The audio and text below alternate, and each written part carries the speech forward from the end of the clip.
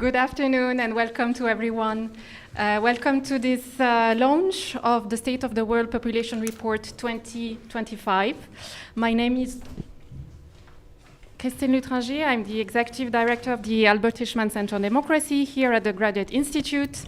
And I have the pleasure to welcome you all, welcome our speakers, welcome our audience here in person at the Geneva Graduate Institute at Maison de la Paix, and also online. The event is live streamed. So it's a great pleasure to have this launch today, co-organized with UNFPA and Pernille Fenger, and three centers or departments at the Geneva Graduate Institute: the Department of Anthropology and Sociology, the Albert Hirschman Center on Democracy, and the Gender Center. I would like to welcome our panelists, and also we are very pleased to be joined today by three excellencies, the permanent representatives of Somalia, Spain, and Sweden. And normally I would alphabetize them, but with all three countries starting with S, we will go in no particular order today. We are particularly happy also to note that all three excellencies joined Geneva rather recently, last year. And we are also very honored to have all of them here for the event. The Ambassador of Somalia, Her Excellency Mrs. Kadra Ahmed Doual, took up her post last September. Prior to this, she held several senior roles within the federal government of Somalia. And she also held several academic positions before joining the public service. Next, we have the Ambassador of Sweden, His Excellency Mr. Magnus Hellgren, who took up his post a month earlier in August last year. And before coming to Geneva, he served as Deputy Director General for the Middle East and North Africa.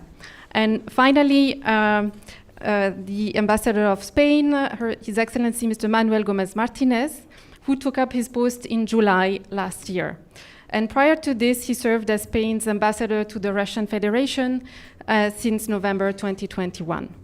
And next to him is seated my colleague, Professor Shalini Randeria, who is President and Director of the Central European University in Vienna, and who was also Professor of Anthropology and Sociology here at the Geneva Graduate Institute, and she founded the Albert Hirschman Center on Democracy that she's still affiliated with. And Pernille Fenger, the Director of UNFPA Geneva Representation Office. Prior to coming to Geneva in 2023, she was the chief of the UNFPA Nordic office for 14 years. And we're extremely happy and honored to have you all here on the panel. And on behalf of all the centers and departments at the Institute and the organizers, I would like to thank you very much and to welcome you all to this panel discussion. And I hand the floor to Pernille. Thank you. Thank you so much, Christine, for this very warm welcome. We have a long and close collaboration that goes back many decades, and we really appreciate working together with the academic community. Super important for us to help advance the UNFPA mandate. So thank you for that introduction. UNFPA, as many of you know, is the lead sexual and reproductive health agency. We work in more than 150 countries. And our key objective is to make sure that women can deliver safely without risking their lives, that couples have access to contraception, and so that they're able to plan the number and spacing of their children. And last but not least, that everyone can live free of harmful practices such as female genital mutilation, child marriage, and free from gender-based violence. Here in Geneva, we work together with our colleagues, member states. We work with academia, like the Graduate Institute, as I just mentioned, and with civil society to help advance the ICPD agenda. And we do that in relation to the Human Rights Council, with the World Health Assembly, etc. So that's a little bit about the work that we do in Geneva. We also have an office, another office in addition to my office, which is the sort of global office for our humanitarian response support. Every year we publish a State of World Population report. We have it listed here this year. It is entitled The Real Fertility Crisis, and it explores the shifting demographic trends, particularly declining birth rates, and it also looks at, which is often being sort of presented as a population collapse. Those are the areas that we are sort of examining in the report. And what we sort of would like to highlight is that this is not a question about high fertility or low fertility, but it's about reproductive agency. And with that, I am extremely pleased. We just heard that my colleague here, Shalini, is present here today. And we are particularly happy that you could be here today. You're one of the co-contributors to the report.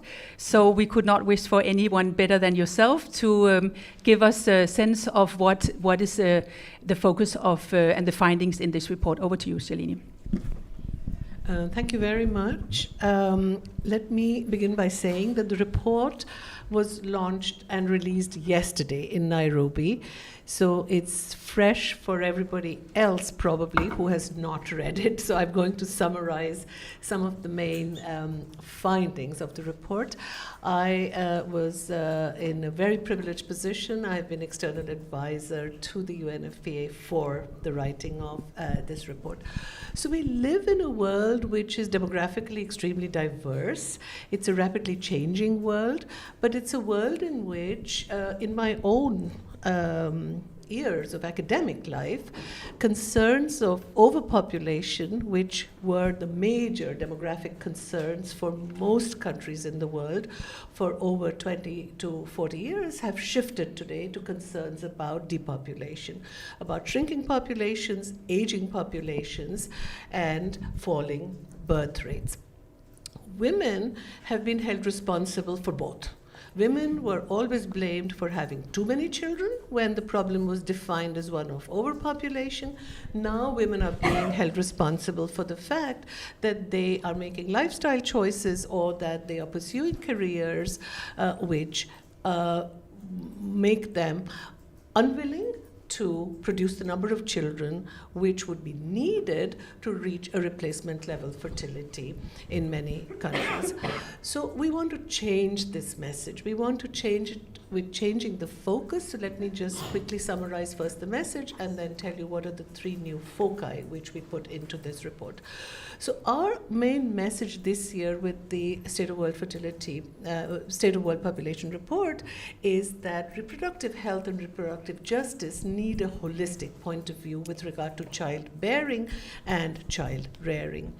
We need investments by governments that advance reproductive agency and reproductive agency of both men and women, because women don't have children on their own.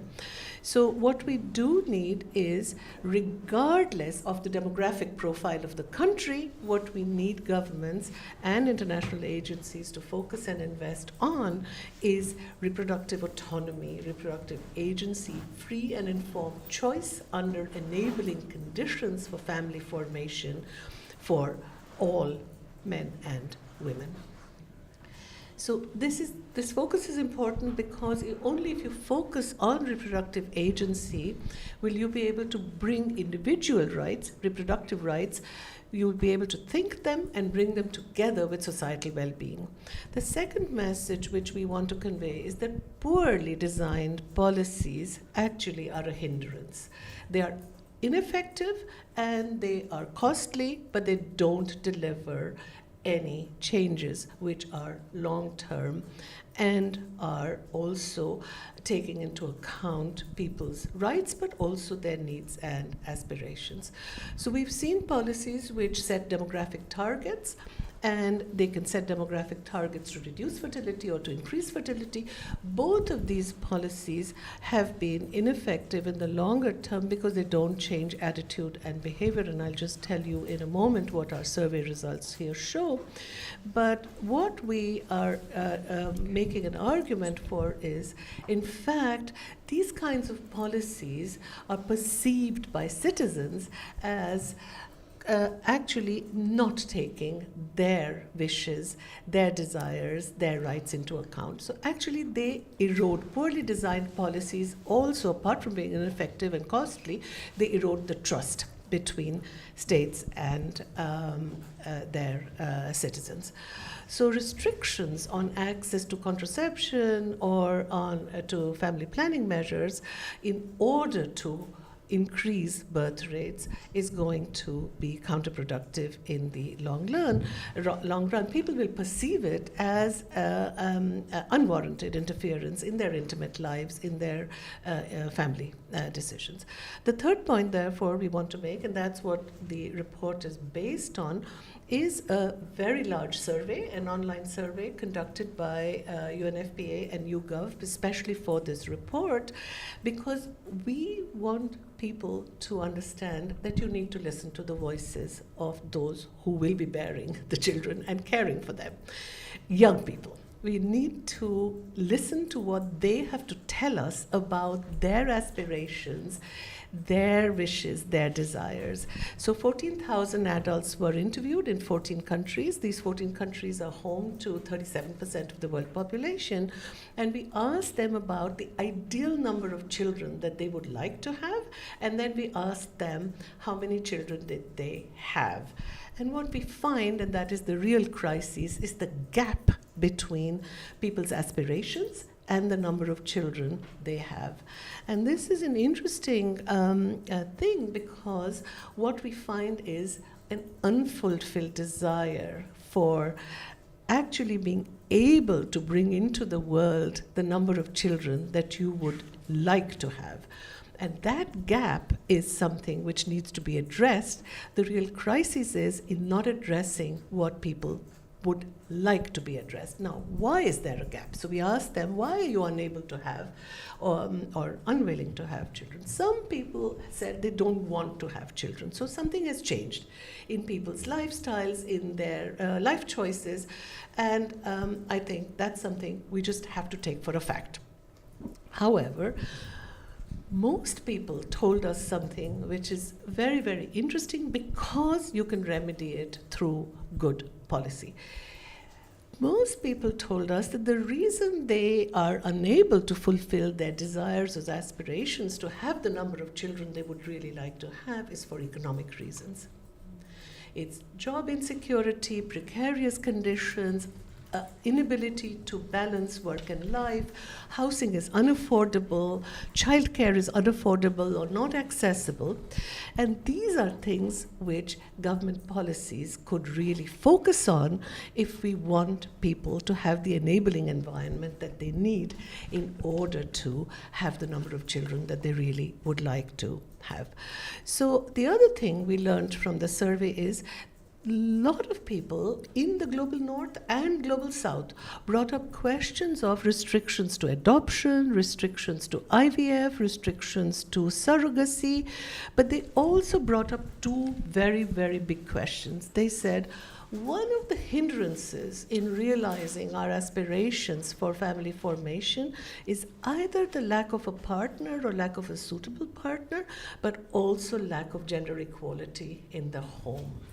And they said the responsibility of men for child caring is missing. So we have a triple burden of not only pregnancies, but also of child care, plus looking after the family, care responsibilities for other members of the family, and we have the burden of employment and parenting. As that is another thing which actually both men and women are telling us, young men and women are telling us, parenting has become an economic strain, but it's become a psychological strain.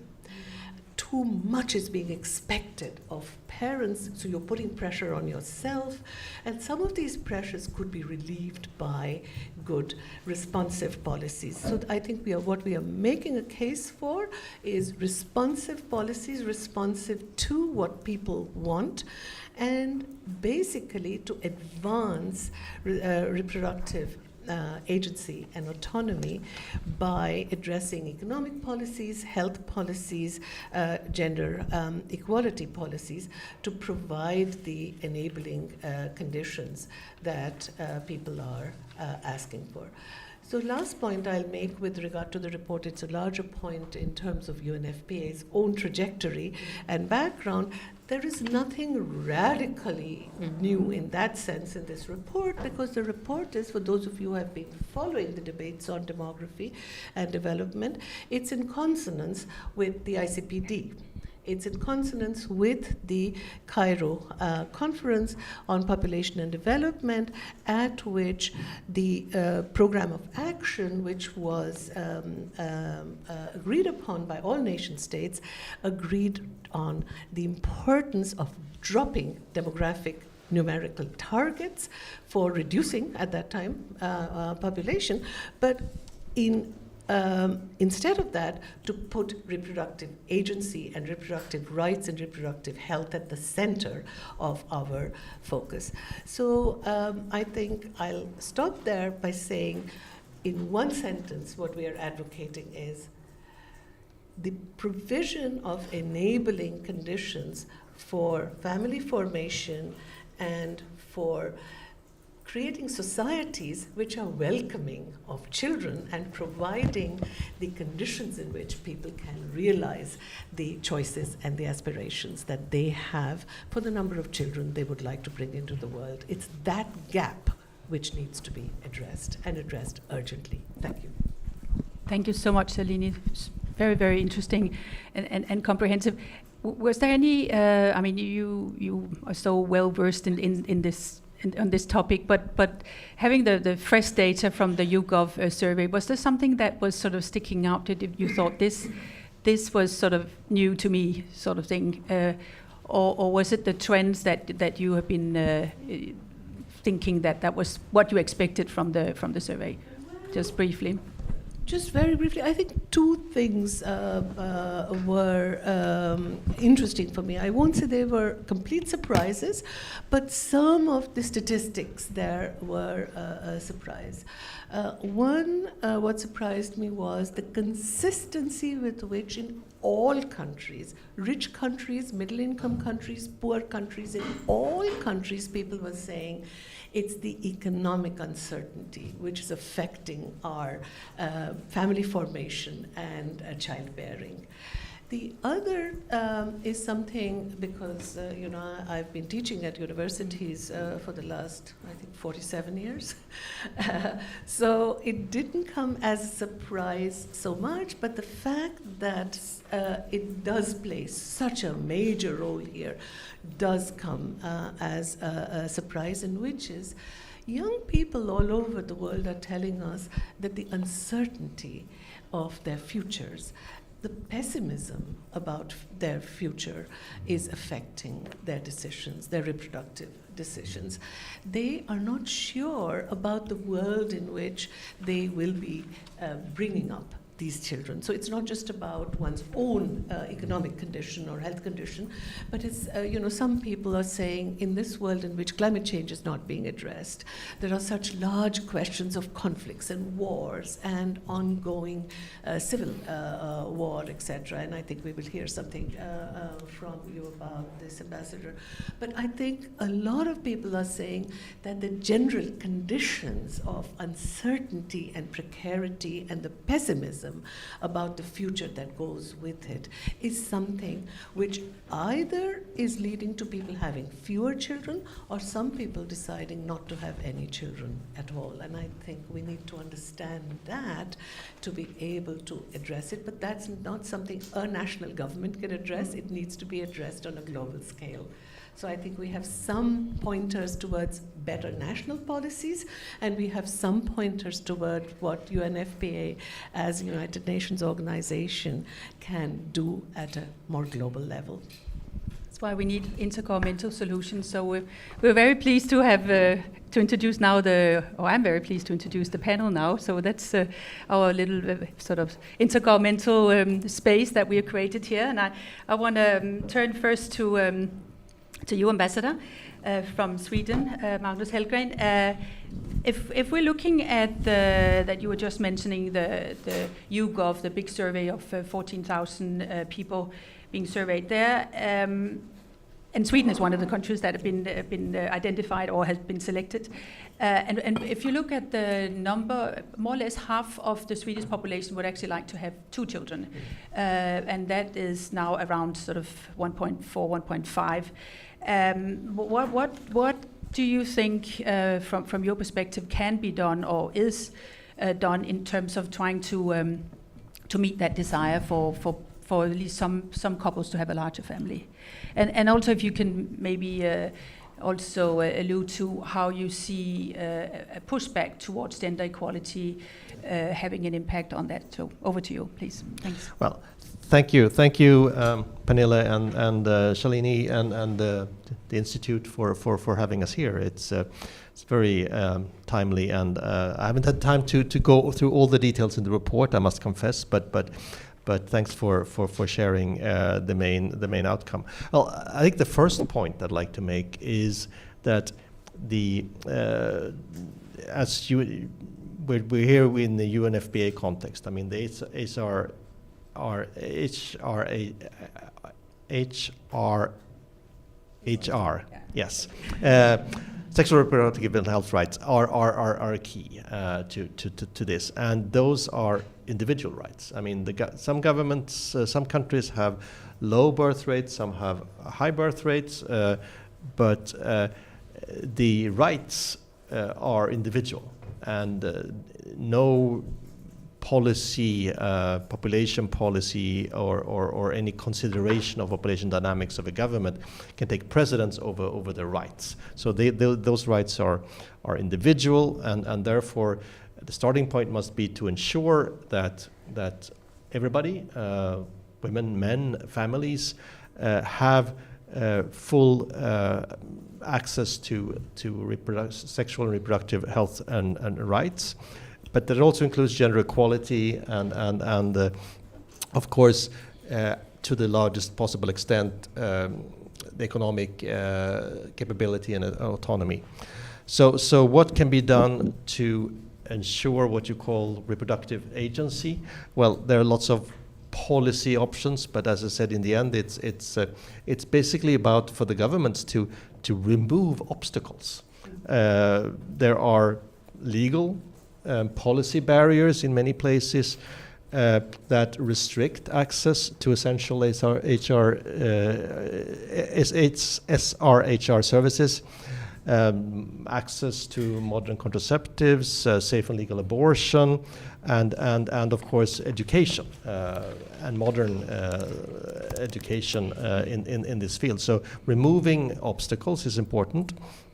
And speaking just for my own country, we have a long and mainly positive experience from making, from the government side and parliament side, making policy decisions that enable those factors that you were talking about, gender equality, the various kinds of social protection system, availability of daycare centers, the availability for families to have paid leave when it comes to when the time comes to take care of their very young children, and from our point of view, we think it's important to do it in our country, but we also invest globally in this because we think it's effective. So some of the things is quality health services, family planning services,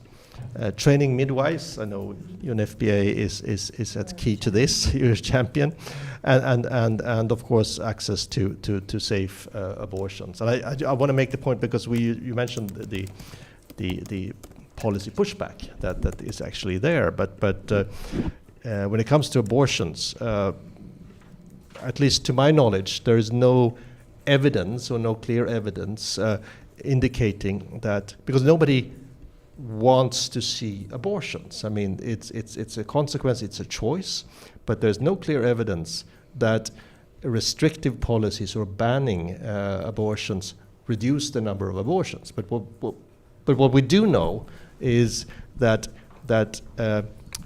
unsafe abortions actually endanger lives of women and girls, and there we have evidence, and I think that's rather crucial.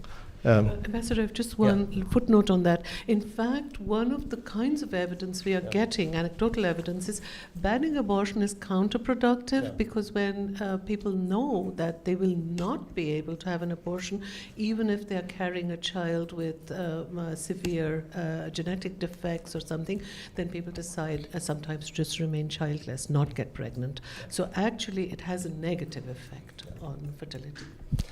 So that's also one of the reasons why we are very worried about the growing pushback, and why we're also investing in not just in our support to political support, but also financially in our support to UNFPA is a key actor for us, and we have, as you know, stepped up this year in order to fill some of the gaps in the financing side.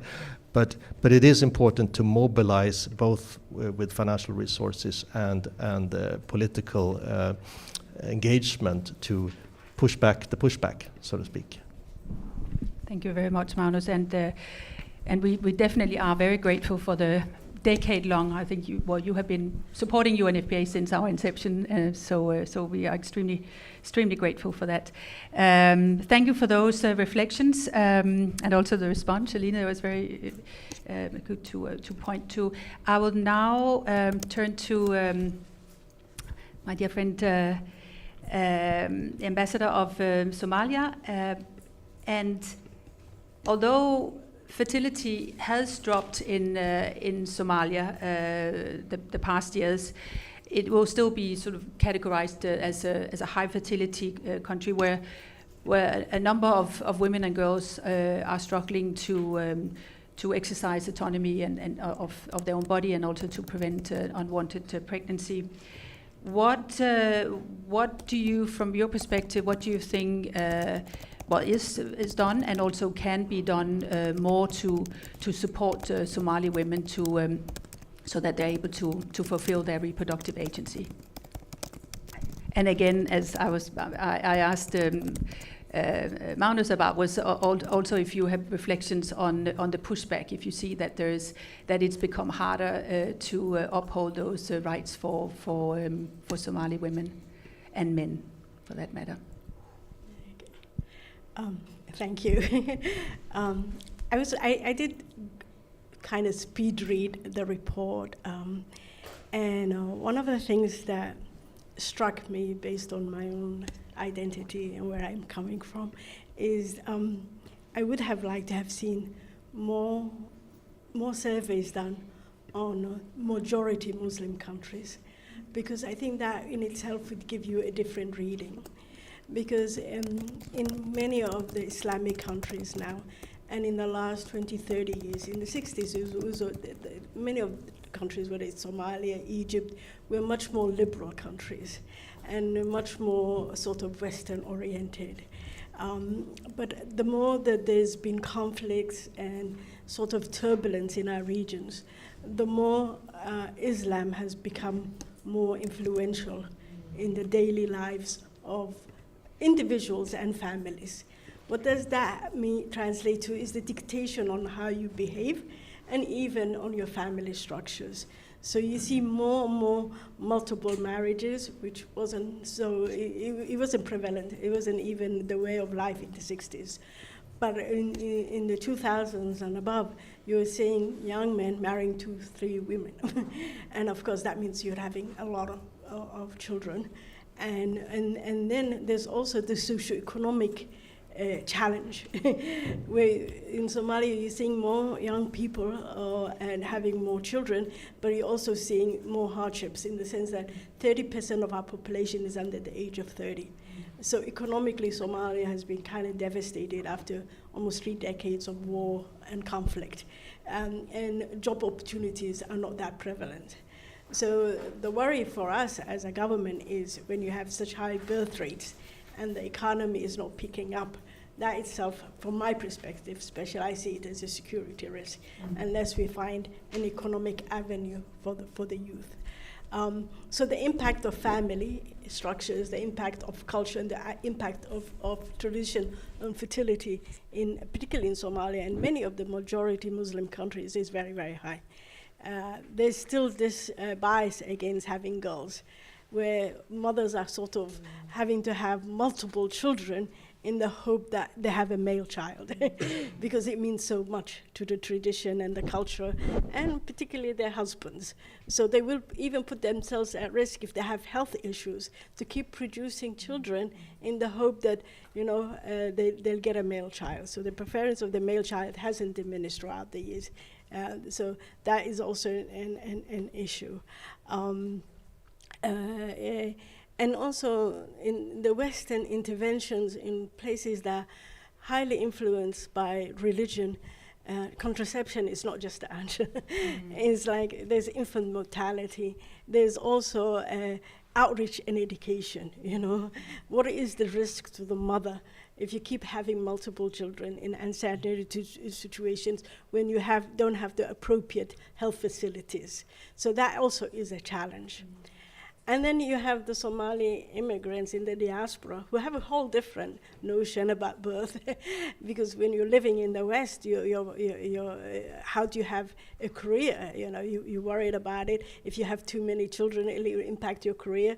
If you're getting educated up to PhD, it delays your birth, and that also has a pressure on families. You see marriages breaking down because the wife is deemed career-oriented or too ambitious. So you're having a whole different challenges for Somali women living in the West and about reproduction health. Also, this belief that now that keeps being sent to young people, don't worry about having children. God will provide. And it's hard to sound un-Islamic and say, but I'm still worried about the economy. Can I afford it? Which is a reality, because daycare in the West, particularly in the US, is extremely, extremely expensive.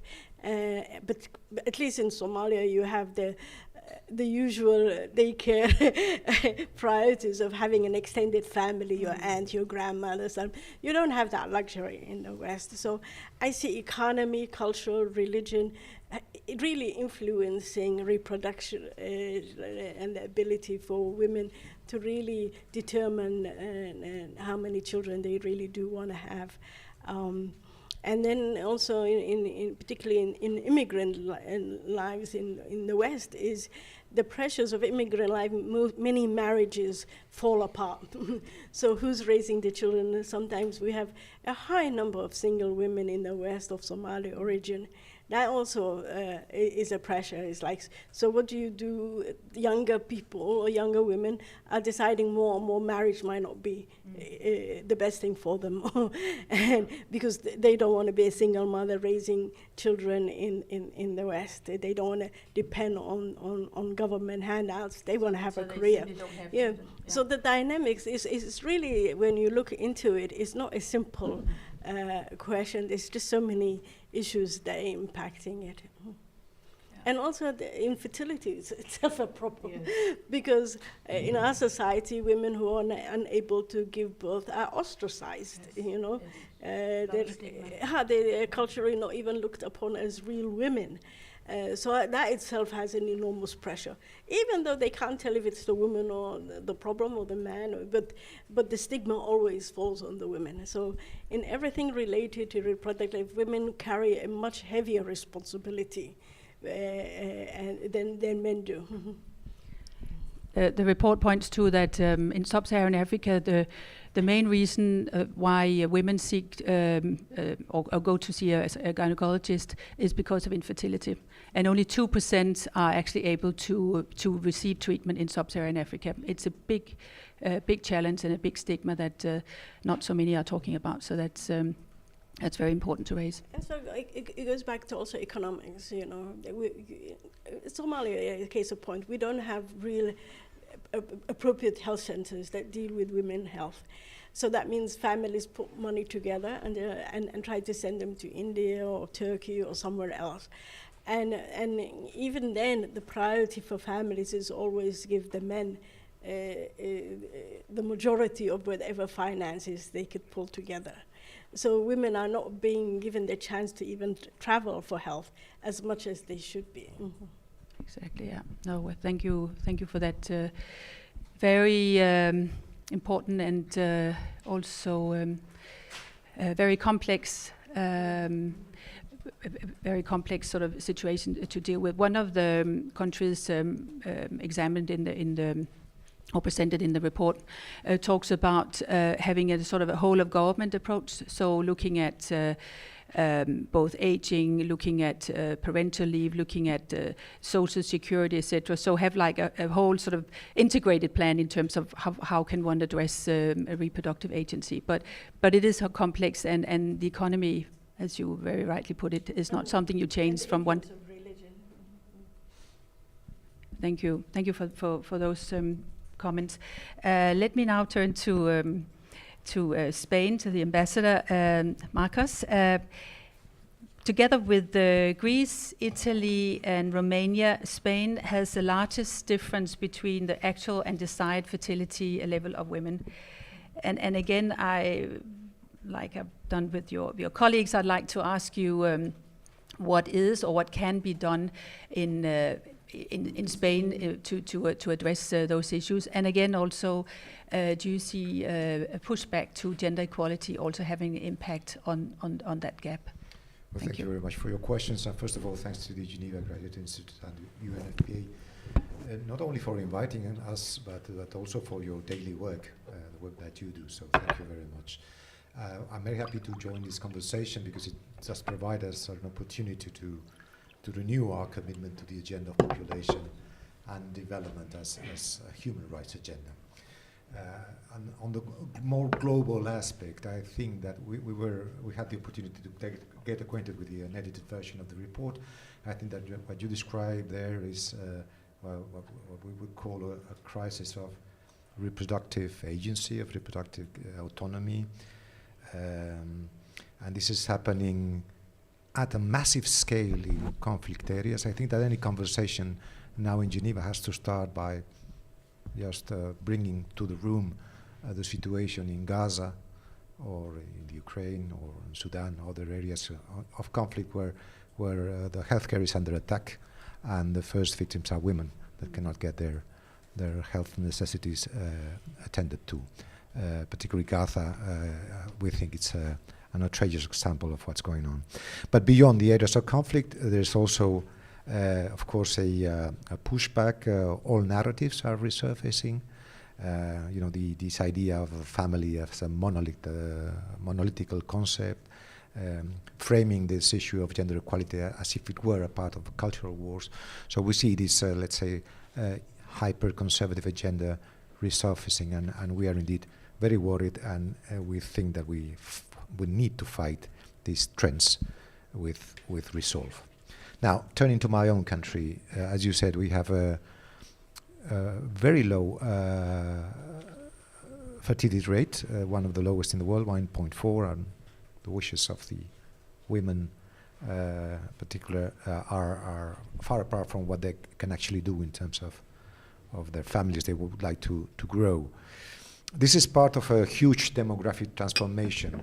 The life expectancy is now one of the highest in the world. We are over 83 years. We have a huge influx of migration. So society is changing. It's changing dramatically. So how to diminish the gap between the desired fertility and the effective one? We think that we need to approach that, as you said, holistically, but for us, the center really is gender equality.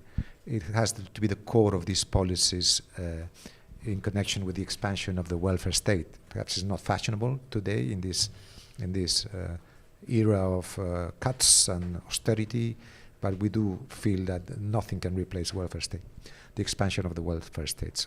And we are doing it, we're trying to do it in different directions. First of all, focusing on another issue that you touched upon, which is the care systems.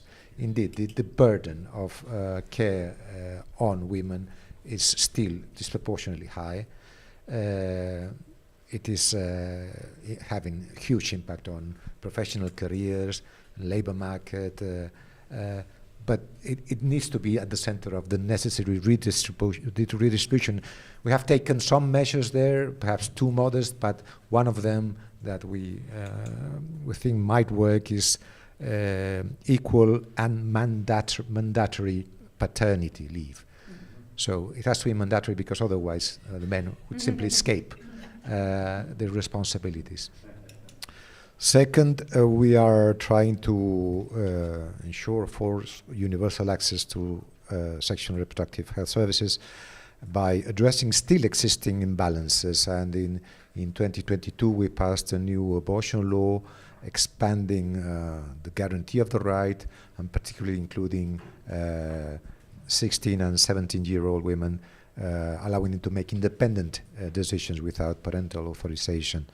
This is aligned with CEDAW practice, and well, this is only an example of how we see gaps that need to be filled. Then we are also working and supporting diverse family models based on human rights, gender equality and inclusion, and we have a family law currently in parliamentary proceedings. We have to contemplate the simple reality of single parenthood, of families with disabilities, families with specific challenges in rural areas, or families formed by LGBTI people. And finally, we have also introduced new regulations, more generous, let's say, regulations on child support supplements, which are now benefiting of almost 500,000 families in Spain. So these are some of the measures that we are trying to take. Not very successful so far. Not very successful. Not very successful because the fertility rates are still very, very low, but we'll persevere. When you were talking about the strong male preference, I was thinking, in India, where I come from, we say that the desire for a son is the cause of the birth of many daughters. And this has been a problem which India, China, a lot of countries across the world have had. So it's something which I think you touch on, which is very important, but which is not restricted to only Muslim countries. India is a Hindu majority country, China with a very different cultural background, the same problem. So one thing I wanted to say to you, Your Excellency, is you are very right in saying it's not had a demographic effect, but all the measures you pointed out to are measures which improve the quality of life of your citizens. And I think one of the things we are trying to say with the report is that all of these measures are about the good life, improving the quality of life of citizens. They may or may not have an immediate demographic impact, but they should not be limited or seen in just that utilitarian calculus, right? So one of the questions we asked people, and I'll stop on that, is why do you have children? And the answer is not a utilitarian answer. People are not saying, I'll have one more child if you were to give me higher child support. People are saying, I have children because I love children. It's the joy of having children. And I think what we need to think about is, can we create a society which has the conditions of exactly the kind that you have described, which you have put into law, which will then become a society in which there is more optimism about the future, there is more security, and people then can say, okay, under these conditions, I actually would like. So it may not have a demographic impact, but if it improves the lives of citizens, I think we've done a lot. No, I fully agree. It's not, as you said in your introductions, it's not a matter of just raising the levels. I mean, it's just a matter of agency. Yeah, I fully agree. Thank you very much. I'd like to open the floor for questions, but before doing that, I just have one question for you. You are sitting here with two governments that are very prioritize development cooperation and definitely prioritizes sexual and reproductive health and rights. If you were to have sort of a wish list, what would be the support that you would look for in terms of addressing some of those issues for women in Somalia on improving their reproductive agency? What would be the couple of advice in terms of the collaboration? I know you collaborate already, but I mean, what would be your where you sit? What could be your something that would be really beneficial to address some of those issues? And then, if any of you have questions, then please. I'll open the floor in just in a minute. So I just wanted to have that opportunity to ask you. I would think of two things. Outreach and education, I think is important. The other thing is we don't have appropriate health women's centers. We do have some hospitals, but a health clinic that just really centers on women's health, I think would be very, very important with the appropriate equipment. Those things I can think of. But we're also looking at a huge mindset, if I may. When I was in school, in high school and all of that, we were talking about overpopulation. So there's a whole generation of my age that we're drummed into believing that overpopulation is just putting a lot of pressure on the world, and they need to minimize having children. So, but now our children are being taught like there's a question that there's underpopulation. So it's a huge, even educational, when you think about a huge mind shift. Mm-hmm. Yes, please. No, if you'll allow, because it's important what we can do around the globe, but also here in Geneva, we as diplomats, we have important things we need to do. So many things we can do, but I think just two that are important. One is to really not just support, but actually, unfortunately, we need to protect the normative work that organizations like UNFPA, but also WHO, UNAIDS, others are doing here. It's under threat, so we need to actually actively support the very important normative work, which we sometimes don't see the immediate effects of, but it's important. And I think the second point I just wanted to make is it was alluded to, is we need to put this discussion in the context of the sustainable development and economic agenda. If science shows that when women and girls have access to reproductive agency, they are also much more likely to take full part in education, to take full part in the labor force to the extent that they want to, and this has positive impact on economies and sustainable development. And I think that argument needs to be repeated and repeated again. Thank you very much. Questions? Yes, we'll take the gentleman there, in the blue shirt there first. Oh yeah, so then I'll kindly ask you just for the recording, if you could kindly come and ask your question here, and then I think we'll use this mic.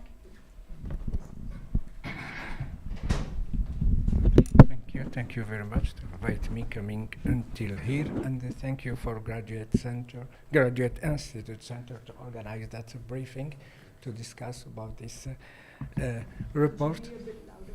Loudly? Yes. Yeah. But between expert and official representative and academicians. Yes. My name is Riyad Bazia. I'm working with the UN since a while. I did also as a consultant. I used to be staff, and I worked also in the coordination office for NGOs with civil society. But I will just raise the questions. I appreciate that. I appreciate. I should convince that I should be into other meeting during lunchtime, but I prefer being here with you. But yes, my question about because I'm thinking more about World Bank, and World Bank, they are publishing regularly reports. So your report, it is useful, it is needed, it's important. Yes, but how do you see that that report and World Bank's report, how the usefulness of the references or the link? Yes, because it's very important with the World Bank. Because you will tell me some other international organization, they will publish also some reports, like AHCD.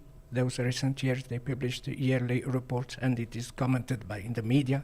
But anyway, I'm thinking more about World Bank reports because they are very important references. And the second and the last one, because the report is fresh, it was published yesterday. Yes. Which means 2 days after the end of ILO conference, and in ILO we're talking about child labor or health safety. 2 days after the end of ILO conference, and 2 weeks after the end of World Health Organization General Assembly. And this year also we talked about maternal health and child mortality and child morbidity. But it's very important the publication of the report during a determined moment, or maybe you know about that, because we still have 5 years before the end of the SDGs, and maybe the main report will be determined the SDGs, but before 5 years we should publish other fresh reports. And I stop here, and thank you very much. Thank you for those remarks. We'll take a couple more questions. Please, yes.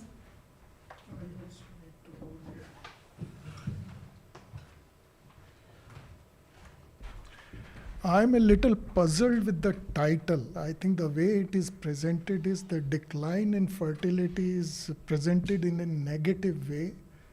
And thank you very much for explaining the basis, that it was an assessment between the people's expectations and what it is, the gap between the two. The very fact that in spite of this gap, I think the world population was never reached 1 billion till the end of 19th century. So it's only in last 100 years or 120 years, we have gone up to more than 8 billion. If you were to go in the direction of people having their expectations being met, means I understand the quality of life rationale, but what it will be, because I read a report in Lancet that the world population will not start declining before it reaches 11 billion. So what I am saying and what my question is, economic consideration being the primary reason, isn't it a positive thing rather than taken as a negative thing? Just to give a personal example, my parents, my father's family, they were 7 siblings. There were 14 children born, but 7 died. In my paternal side, there were 9 born, but only 5 survived. Those were the days when this contraception and those things were not there. And also these economic choices were not really that much there. So my question is, isn't it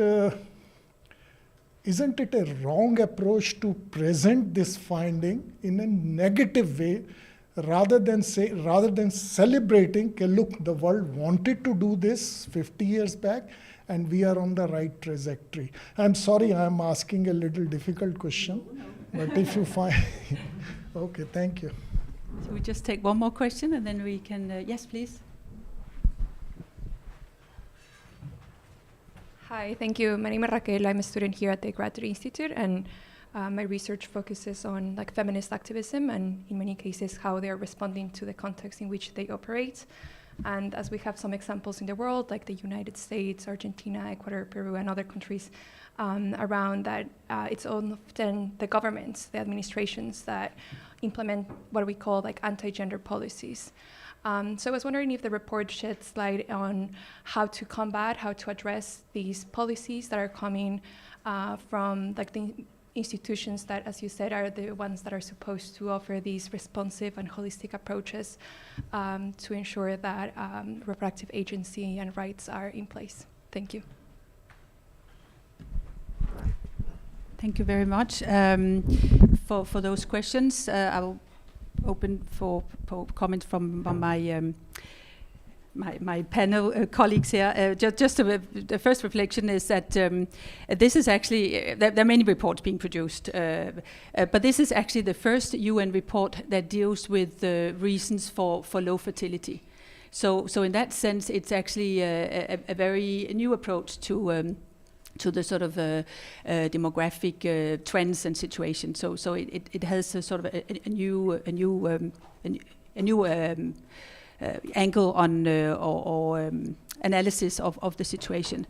Can I hand over to maybe you to respond to some of the questions on the gap? I would be. I think. Well, I mean, I'm thinking of the question on. Of being alarmist, which of course is not that's not the purpose of the report. No, the report is actually saying let's not sound alarm, because actually what we are recommending are policies which could be very easily supportive both of welfare and of demographic goals. So the first question, I think, was on better inter-UN agency coordination, and that I leave to you, because as an academic I don't need to take responsibility for that. The question on feminist activism, it addresses it in a roundabout manner. It's not directed at that. It's the State of the World Population Report, so it's actually looking at the demographic trends and trying to understand what the gender dynamics are which contribute to them as well. And of course it's very cognizant, as are our panelists, of the pushback against gender ideology, as it's called, quote unquote, and the conservative backlash that is producing and the culture wars which are part of that whole assault are going to have extremely detrimental effect on sexual and reproductive health, on gender equality. So that forms the backdrop to some of the considerations, but it's not directly addressing that issue because it's addressing a different set of issues. Let me turn to you, sir. I could not disagree more, to be very honest. And why? Because first of all, there are many, many countries which are very concerned about the falling birth rates in their countries, and it's a legitimate concern. So what the report is trying to do is to address that concern and to say, however, many of the policies that are being used are very short-term policies of giving tax breaks. Hungary, for example, the government decided if you have more than 3 children or 4 children, you can have a free car. Any woman who has more than 3 children will not pay income tax. I don't think this is going to raise the birth rate in Hungary. It's going to cost a lot. In Poland, for example, the previous government had very strong legislation against abortion.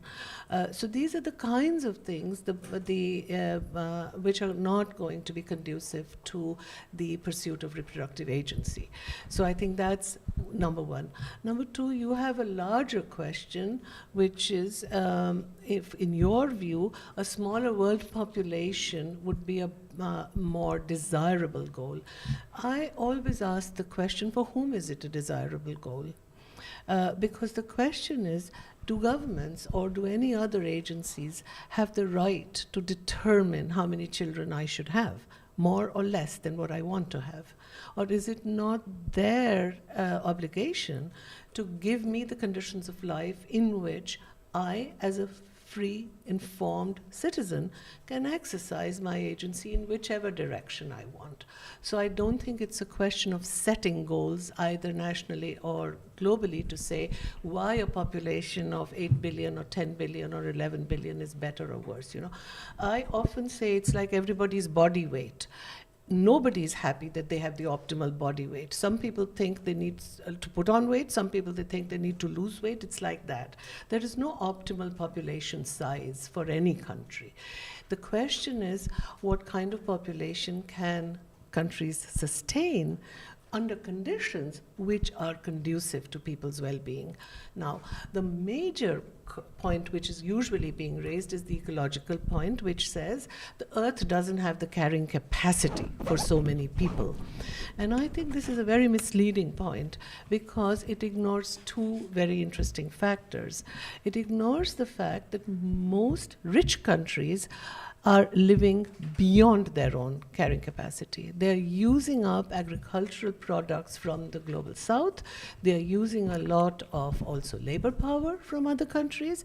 They're also sending a lot of their pollution to other countries. So it's not as if you have rich countries which are able to sustain their own populations on their own resources. So there is basically, we need to think of this as a global issue. But the environmental question which is raised here is, do we need to think of this in terms of a population problem? Or is it a problem about our production systems, the environmental pollution that we cause, and the overconsumption that most of the rich countries and the rich in the poorer countries are causing? So I think putting the leverage on the number of children that women should have is actually putting the leverage on the wrong thing. If we want to change anything, what we need to change is our consumerism, our production systems, and then the earth can certainly carry this capacity. So since Malthus's times, this has always been the refrain. There is not enough food to feed people, and it's not true. We have enough food to feed people. Amartya Sen's whole work shows that famines are not about there not being enough food to feed someone. It's just that the people in the region where there's a famine don't have the economic means to access the food which is given. So it's a distribution problem. And therefore, I don't think we should turn it into a demographic issue. Thank you so much, Shalini, for those remarks. And I think that sort of illustrates exactly the purpose of the report, namely to spark a conversation. We have provided some data, as you were saying, that represents 37% of the world population. So we hope that you will continue that conversation wherever you are, and because this is a very complex issue, and we hope that you will consult the report and hope that you will find that interesting. So for now, it's only for me to say thank you so much for the ambassadors of Spain, Somalia, and Sweden, and of course for Shalini Randeri for your presentation here today. And so thank you so much, all of you, for coming. There's a sandwich on the way out, and more opportunities to discuss and talk. So on that, I'll just say thank you so much for all of you in the room and you listening in online. So thank you for now.